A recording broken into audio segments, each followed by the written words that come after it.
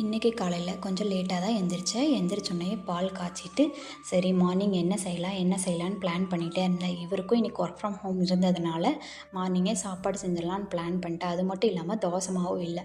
தோசை மாவு இருந்தால் என்ன சட்னி செய்கிறது அப்படிங்கிற மாதிரி பிளான் இருக்குது. தோசை மாவு இல்லைன்னா தோசை மாவே இருந்திருக்கலாம், என்னடா பண்ணுறது அப்படிங்கிற மாதிரி ஒரு மாதிரி கன்ஃபியூசிங்காகவே இருக்குது.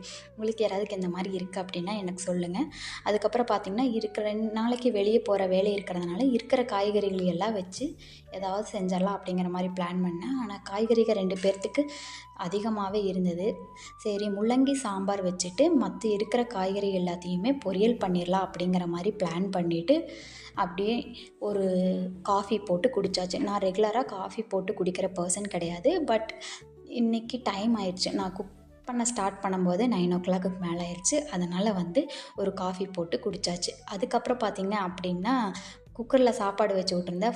அடுப்பு ஃபுல்லாக இதாயிருச்சு. உங்களுக்கு இந்த மாதிரி அனுபவம் இருந்துச்சா? ஷேர்